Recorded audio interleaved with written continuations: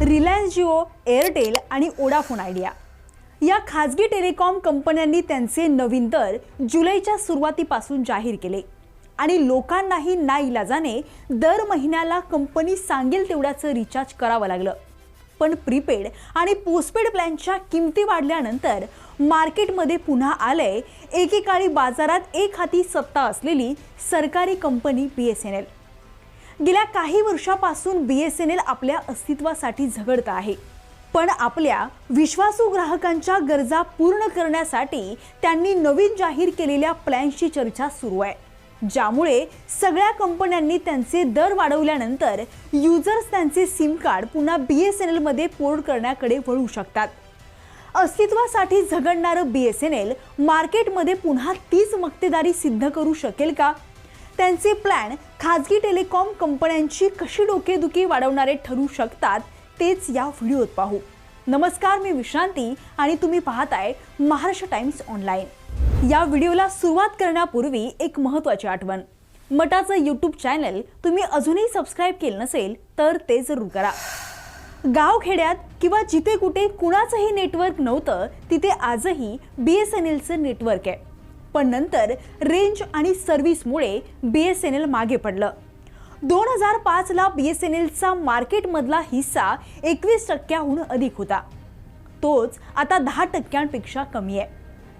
तर इतर कंपन्यांचा हाच हिस्सा 90% अधिक आहे। 2006 ला BSNLचा टर्नओव्हर 40,000 करोड होता, तोच 2022च्या आर्थिक वर्षापर्यंत 19,000 करोडवर आलेला आहे। त्यामुळे गेल्या 15 वर्षांमध्ये खाजगी कंपन्यांसोबत स्पर्धा करताना BSNLची दमछाक झाली आहे। इतर कंपन्या 5Gच्या तयारीत असताना BSNL मात्र 4G साठीची तयारी करताना दिसून येत आहे।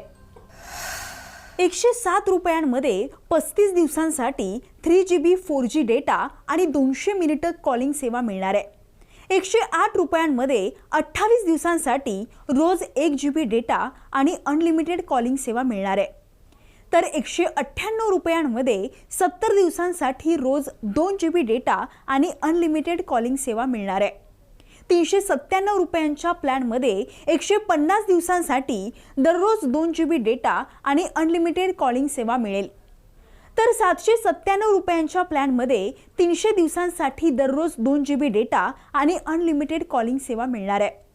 तर 1199 रुपयांमध्ये एका वर्षासाठी 600GB डेटा आणि अनलिमिटेड कॉलिंग सेवा मिळणार आहे। त्यामुळे या प्लॅनची जिओ, एअरटेल आणि वोडाफोन आयडियाशी तुलना केल्यास युजरसाठी हे प्लॅन स्वस्त आहेत।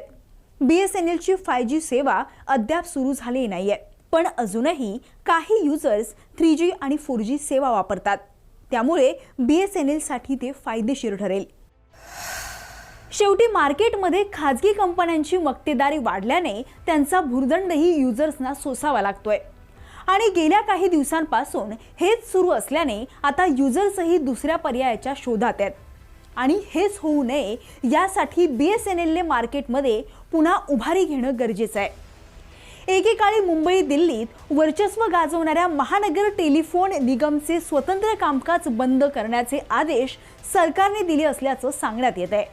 म्हणजेच यापुढे कोणताही ग्राहक MTNLचा रिचार्ज करू शकणार नाही।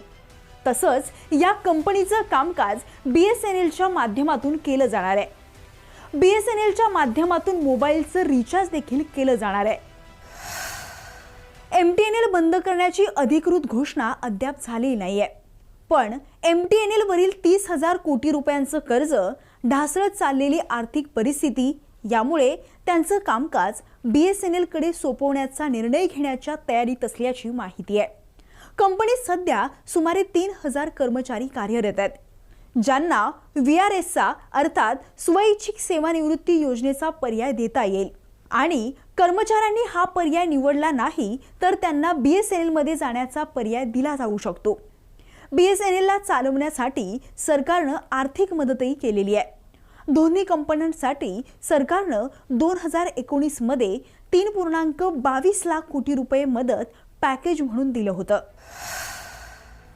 दरम्यान MTNLचे BSNL मध्ये विलीनीकरण झाल्यास युजर्सनाही चांगल्या सेवा मिळू शकतात।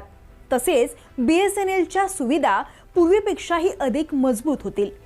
सध्या MTNL दिल्ली आणि मुंबईमध्ये आपली सेवा देत आहे, तर BSNL संपूर्ण देशात आपली सेवा देत आहे. त्या देशात 4G आणि 5G नेटवर्क आल्यानंतर खाजगी आणि सरकारी दूरसंचार सेवांमधला फरक देखील स्पष्टपणे दिसून येतोय. पण आता सरकार जिओ आणि एअरटेल सारख्या खाजगी कंपन्यांच्या तुलनेत BSNLला एक मजबूत पर्याय म्हणून आणण्याच्या विचारात आहे. पण याविषयी तुम्हाला काय वाटतं? BSNLचा प्लॅन तुम्हाला आवडला का? हे कमेंटमध्ये जरूर कळवा.